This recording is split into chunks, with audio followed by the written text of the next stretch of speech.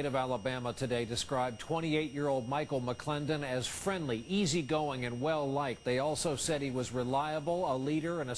Good evening. A shocking number of people in the state of Alabama today described 28-year-old Michael McClendon as friendly, easygoing, and well-liked. They also said he was reliable, a leader, and a straight-A student.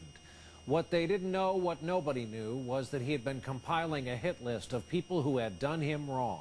And in a country with enough problems, he turned a corner of this nation into a nightmare late yesterday afternoon when he left home with 4 weapons and went on an awful rampage through 3 separate towns. The death toll stands at 10. NBC's Ron Mott starts us off in Sampson, Alabama tonight. Ron, good evening. Good evening, Brian. This tragedy is the deadliest of its kind ever recorded here in Alabama, and it started as a methodical, deliberate attack, but ended with mass murder. The trouble started Tuesday afternoon in Kinston, Alabama. Police say 28-year-old Michael McClendon shot his mother in the head, then set fire to the house they shared. From there, he drove to his uncle's house in Sampson, 12 miles away, and opened fire, killing 6 more people, including his grandmother. It seemed like we were in Iraq. That's what it sounded like.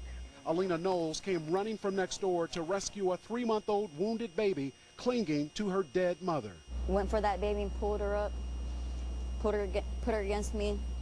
I started headed back to my house when I saw him again. McClendon then headed to another town, Geneva, shooting at random along the way, leaving 3 more dead.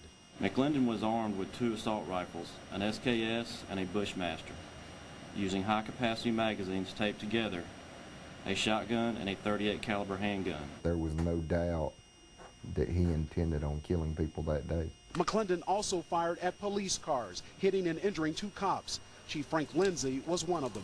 I think we counted something like 15 rounds that actually hit our vehicles. We weren't expecting assault rifles. We don't even have assault rifles in our small department here. Officials say they found a list in the gunman's home of people who'd, quote, done him wrong.